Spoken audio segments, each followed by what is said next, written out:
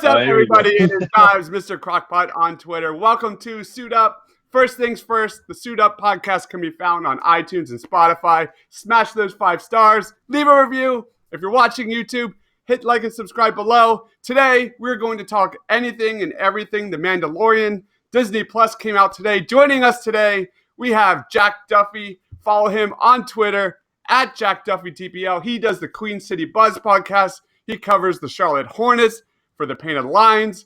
What is up, Duffy? Hey, I'm excited. Just finished this Mandalorian episode. Ready to talk about it. Oh, baby. Let's talk about it. Also joining us today, a little crossover episode, I guess. Oh, wow.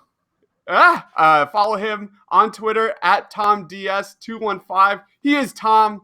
Make sure you check out A Pod Has No Name. They are killing it over there on Reddit. They review every single... you did all the books, right? We did all the books, 6 chapters at a time, and now we're doing every episode of the show. And we got a nice little crew over there on Reddit that follow along. And, yeah, we're having fun. Killing it. All right, let's talk a little bit about our top takeaways from The Mandalorian. Should I lead us off, guys? I'll lead us off. I'm going to start with the tone. The tone of The Mandalorian was, for me, pitch perfect. Like the grittiness, the darkness. It felt like watching the original trilogy back when I was a kid. That's what I first fell in love with. Just all the way back to the first scene of the show, man. You're in a bar and they're fighting. It feels like you're watching A New Hope. That was my first takeaway. Duffy, what was your kind of takeaway from the Mandalorian? Just quick takeaway. Yeah, my thing is it just felt like Star Wars. It felt like Star Wars. It looked like Star Wars. We saw a Calakian, monkey lizard, a gatekeeper droid, a gonk droid, and stormtroopers. So like it was just we're in Star Wars heaven again. Felt like the original trilogy. It's everything why I fell in love with Rogue One, man. Like you said, man, it felt like watching Rogue One. I know this takes place 5 years after Return of the Jedi, but make no mistake, it felt like an original Star Wars. Go ahead, Tom. What's a takeaway for you, man? Yeah, it felt like the original Star Wars, but I would even say enhanced from an action perspective. I feel like we're definitely going to get a lot of lively action scenes. Definitely better than the original series. I like the Rogue One call out. Definitely a little bit closer to Rogue One in tone and hopefully performance.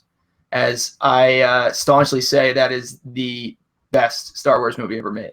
Ooh, so for our suppers out there, we're going to start doing a rewatch party to get everyone ready for Rise of Skywalker. Another takeaway I had from this, it felt like I was watching an RPG, mainly Skyrim, because I mean you had interesting companions. Check. You had just this vast, amazing world building, just like his Dark Materials, man. Little nod there. You have like these characters that are going to be making these like intense decisions, and you just have this like overly driving narrative.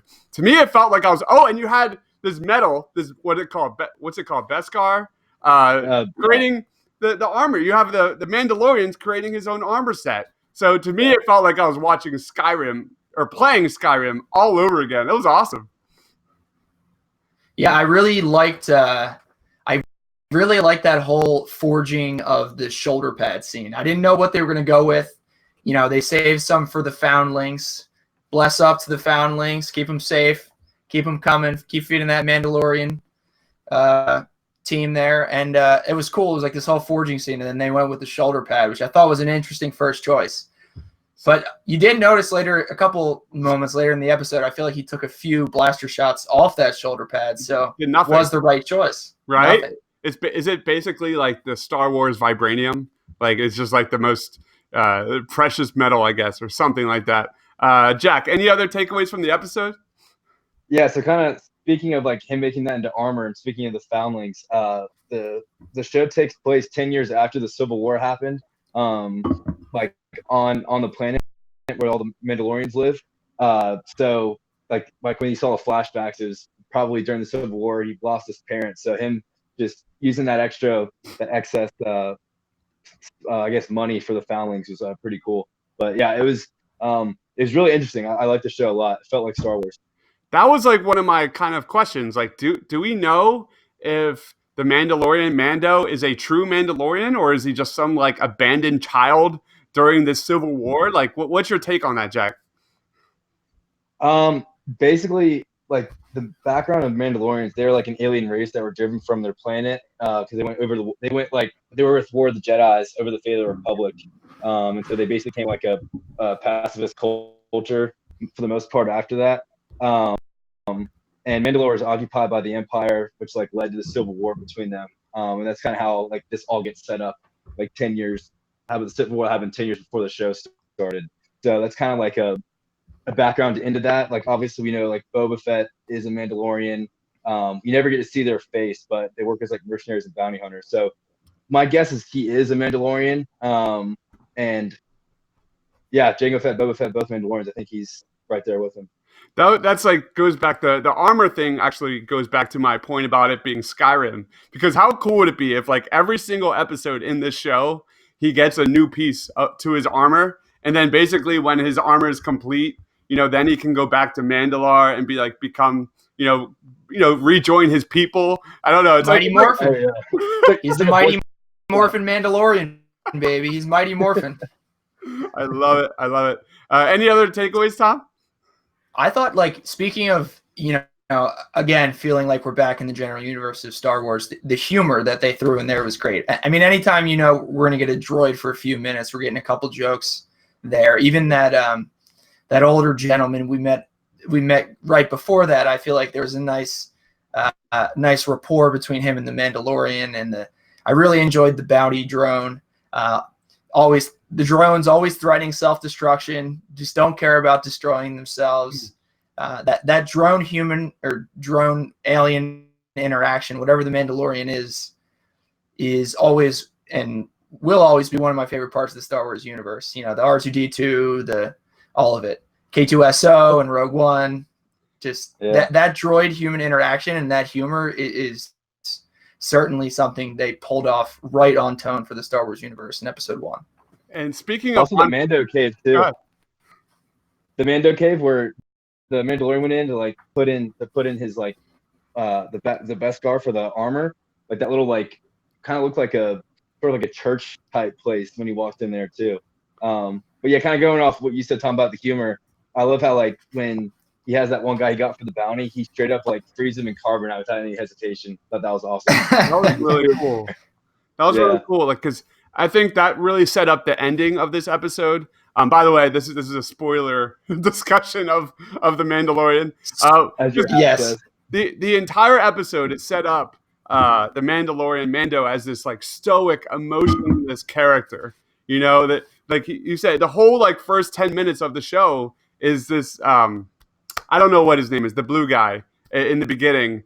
He's trying to build a rapport with the Mandalorian, and he's not having any of it. And then at the very end, you see basically the Mandalorian, reach a connection with Baby Yoda. And what was your reaction to Baby Yoda, Tom, when you saw that for the first time?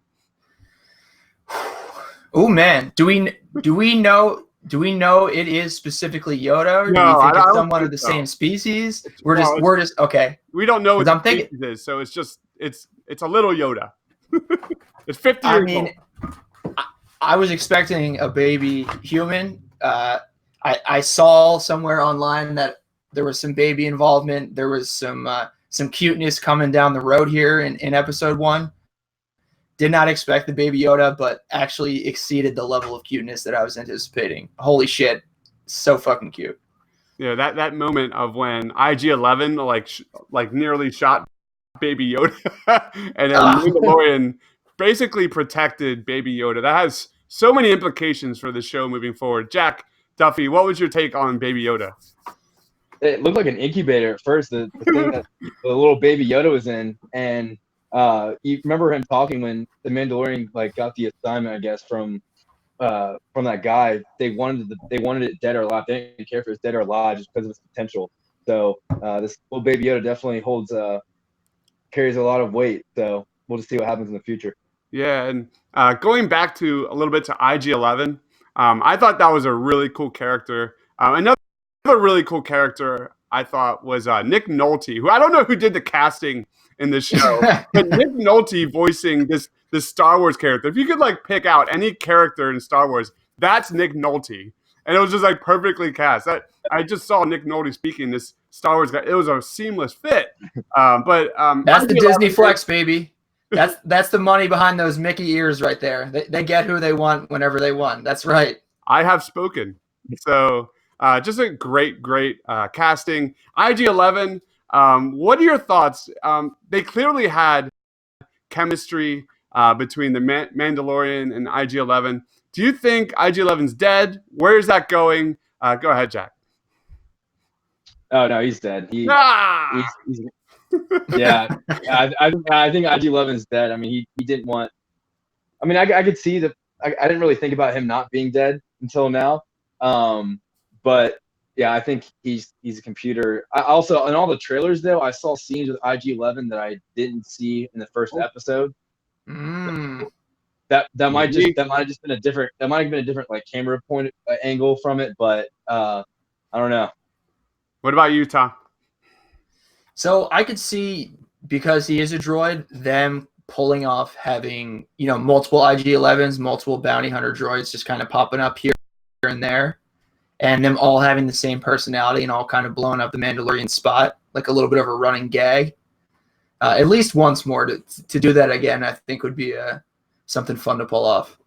I hope he stays, man. I thought that was some of the best parts of the episode. That last like 15 minutes, he brought the heart in this show. But you're probably right. It's probably not going to happen. Although the entire episode, you heard Mando saying how he hates droids. So, that could be an interesting dynamic moving forward. Maybe we'll talk about predictions in a little bit. Next question, 0 to 10, 10 being perfect. Jack, how would you grade Chapter 1? Ooh. I mean, the thing is I'm an original trilogy guy, and this felt exactly like the original trilogy, so I'll give it like an 8.5. Nice. Yeah, I thought it was really good, and the feel of it. Like when you watch movies, part of what the newest trilogy that a lot of people, I'm not saying this is my opinion, but a lot of people, their knock on is like it doesn't feel as much like Star Wars, and this basically George Lucas wanted a live television show for a Star Wars movie for such a long time, and I think this was the perfect start for it. What about you, Tom? So I'm not going to go as strong as the 8.5. I'm going to give it room to grow into that 10. I'm definitely hooked. I'm definitely so excited for Friday when we get episode 2. I'm going to go with a 7. I think it gave us everything we wanted.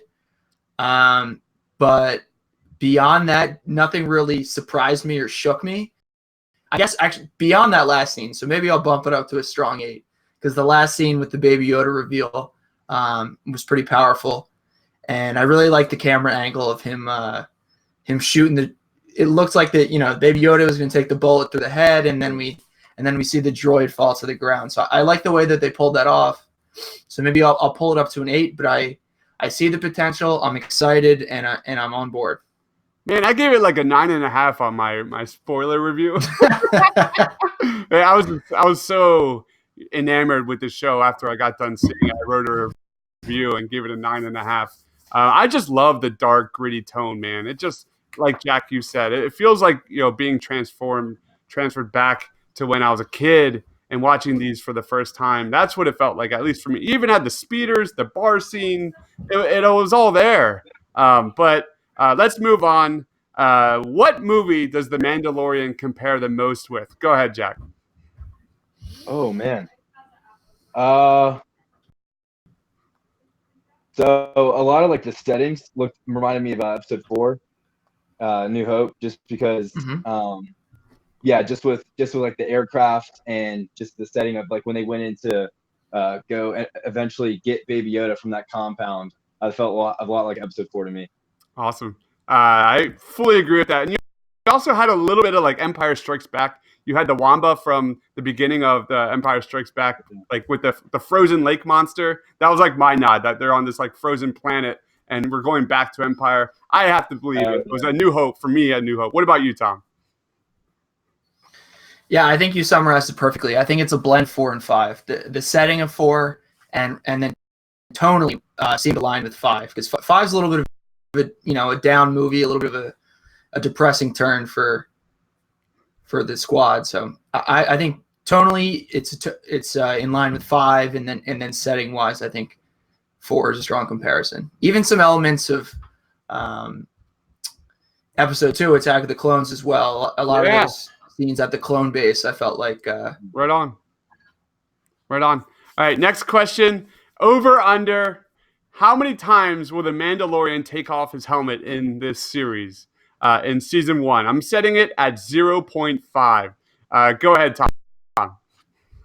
Over 1 time. Last scene of the entire series. As he's sitting next to like an adolescent Yoda, maybe. I don't know. What about you, Jack? Yeah, I think it's gonna be definitely once, only once, not anything more than that. Either if or when he dies, if that happens, not sure if that's gonna happen, or like some emotional scene at the very end. What if he doesn't? Space chess. Playing space chess with Baby Yoda. He's got the helmet next to him. They zoom in. End credits. What if he doesn't even take it off? What if it's like blasted off or something? I'm going over. I think that's going to be a reveal at the end. There's a lot of talk on the news and stuff about how he never takes his helmet off, but I think it's going to happen. Like you guys said, I think it's going to happen towards the second or very last episode of this season. All right. Which character? I hope you guys are more MCU fans, because the voice of IG-11 was Taika Waititi. And which character voiced by Taika Waititi would you rather was better? Was it Korg from Thor Ragnorak, or was it IG-11 from The Mandalorian? Do you guys know that movie? I do. Do you know who Korg is? Yeah. I'll go IG-11. Okay. What about you, Tom?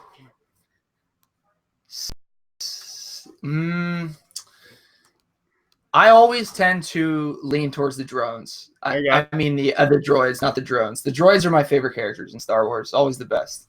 Korg was one of the best, funniest parts of Thor Ragnarok. And he was also in Endgame. He was the guy who was sitting. He was great. He was sitting on the couch playing video games, called the guy online a dickhead. That was Korg. So just hilarious. Taika Waititi also directed Thor Ragnarok, and he's going to be doing the next Thor, Thor God and Thunder or something. Thunder and Love. Yeah. Yep. Thunder and Love. Yeah. Next question. You got the right crew on here. Next question. Why did the Empire want Baby Yoda alive? And why did IG-11 try to shoot him? Because we see in the beginning, remember when the client is giving the Mando the order to basically get the asset, which is Baby Yoda. Then they said, well, you can also get him if he's dead. But why would the Empire want Baby Yoda alive? Because wouldn't that be more of a threat? Or what's your thoughts on that, Jack? So just thinking about it, so it's 5 years after Episode 6. So this is before. I mean, I think for the Empire, they're just trying to not stockpile assets, but they kind of want to build their next new thing. And a Baby Yoda would be a perfect tool to have across the galaxy. So, and they're just trying to restore their dominance. Yeah, so you see it just as like a weapon. They're gonna just plan to raise Baby Yoda as a weapon. Any thoughts on that, Tom? Yeah, Jack, are they gonna stash him on the Tatooine G League team? What's the plan there? The Green Pro Yodas. I think my kind of thought thinking through it now is they might be thinking this is the reincarnation of Yoda themselves, and if they can get him in their hands instead of the Jedi Order getting a hold of Yoda and groom them to be their own powerful, being, because Yoda was one of the greatest Jedi masters in the history of the game. So if they can get that kind of guy on their own team and on the Empire side, that's something they would definitely be trying to do. And that leads us to our next question is, are we going to see the Force in The Mandalorian? Because if we have Yoda, Baby Yoda, which we pretty much assume the Force is going to be involved in this at some point, do you think the Force is going to be involved in Mandalorian? If so, when do you expect this could happen? Go ahead, Tom. I think it'll be particularly light on the Force. They'll try to keep it as separate as possible. But again, it could be something in the last episode, depending on how long we have this Yoda Mandalorian connection. Whether this young Yoda learns to use his Force powers in some way to potentially save the Mandalorian, or exactly some kind of shock thing towards the end of the show as well, similar to the reveal. I fully agree. What about you, Jack? Yeah, I think it's all right. So my original prediction on what the bounty was going to be for, I still don't. I think in Rise of Skywalker, I think that Palpatine, the Emperor, I don't think he's dead. I think he's going to reappear, and so I thought that was going to be the cargo that they would go out and seek. But obviously, thinking about it now, that's way too big of a reveal. Before Episode 9, they would never do that. But speaking of kind of going off that, I think it's going to be in very little bits and pieces if this little baby Yoda stays alive. I think little hints of kind of like what we saw with Rey a little bit. Like there's not at the beginning, there's not a ton of it, but it's just a little bit of hints back and forth. Yeah, I think it's going to be very not a lot of Force involved at all. Kind of like how other movies have been in the past. I agree with that. I think it's the first, or chapter 1 pretty much revealed that this is a very grounded Star Wars series. So I think that's what we're going to see. But I do agree with Tom. I think there could be a moment at the end there where you heard Mando say he likes his odds 4-1 odds. But what if there's like a second or last episode of the season and Yoda just comes out of nowhere and creates this like force around Mandalorian to protect him, something like that. I don't know. All right, so Jack, I have a quick question for you. Yeah. So the movie comes out December 20th. The final episode of The Mandalorian comes out the 27th. Do you think they drop anything in that final episode that would have been a spoiler for the movie that came out a week prior? Wow, I did not think about that. I didn't put that together at all. Wow, sorry to put you on the spot. No, that's interesting. I have no idea. That'd be, if they did that just would be that'd just be Star Wars and Disney just working their wonders. I don't know. That'd be wild. The Kevin Feige MCU magic. Yeah. What do you expect from chapter 2? Go ahead, Jack. Anything in particular? So I definitely see there's going to be a problem with this little Yoda that we're going to have. Not going to go smoothly. And I think we're going to see that, what was his name? Keel, that one like pig looking guy that kind of befriended the Mandalorian going in. I think there's going to be a lot of involvement in that. I think we're definitely going to go back. There's going to be some more backstory into his childhood with the whole Civil War of like the whole like Mandalorian people and stuff like that. So I think there's going to be some problems with Yoda. And then he's definitely not going to transport the cargo back. So there's definitely be some problems along the way. What about you, Tom? So honestly, I was kind of expecting at least the first few episodes to be the full episode, him going after a bounty and then kind of ending him putting the guy in carbonite and then collecting on the bounty puck. So kind of, it definitely went a different direction than I was expecting. But I agree with Jack. I think we're going to start to see some resolution with the finding of Baby Yoda. We're going to see whether he's willing to return them back to the Empire or whether he becomes an empathetic figure. Because, like you said, he's really presented as this stoic, flat guy who's just out here doing his job.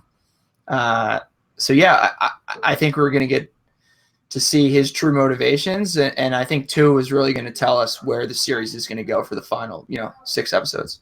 I would love to see them explore the planet Mandalore. Maybe they go back and he's like, already they've basically disbanded him. He can't return, but he has this Baby Yoda and he doesn't know what to do.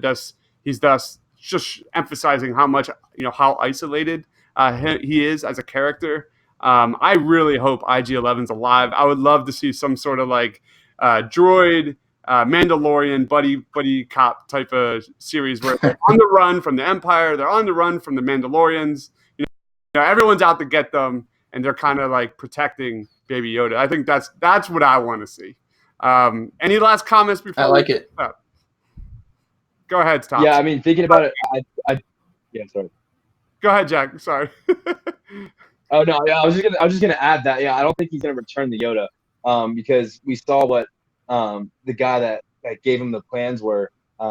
He obviously didn't have good intentions with Baby Yoda, and they present the Mandalorian as this kind of like blunt, like emotionless guy at the beginning, and there's gonna be some character development there. He's gonna form this attachment to this cute little Yoda, and then I think the show's gonna go on with him battling of keeping the Baby Yoda away and then putting it in the right hands.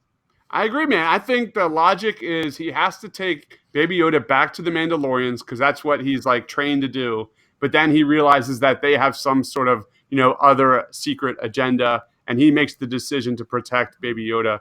Any other last comments, Tom? I'm just excited for more killing in Star Wars. I love that dark Star Wars. That's great.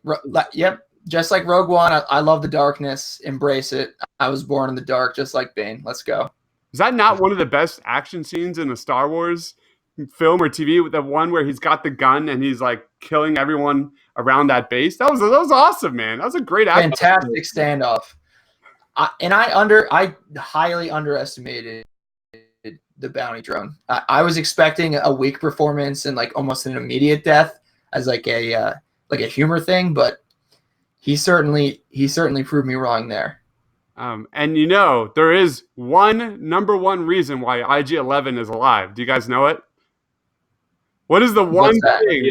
What is the one thing that Star Wars wants to do? And that's sell toys. And you got to believe they need a droid in there to sell freaking droid toys. So make sure you follow Tom on Twitter at TomDS215. Check out Apato's New Name on Twitter at Apato's New Name and the subreddit on Reddit, right? I think I got that right. Yeah. All right. Make sure you follow Jack on Twitter at JackDuffyTPL. Queen City Buzz at SportsTPL on Twitter. He covers everything Charlotte Hornets. So good, man. Both of you guys do such great work. Make sure you follow Suit Up on Twitter at SuitUpTPL. Follow us on iTunes and Spotify and hit like and subscribe below. Thanks for watching, guys. See you later.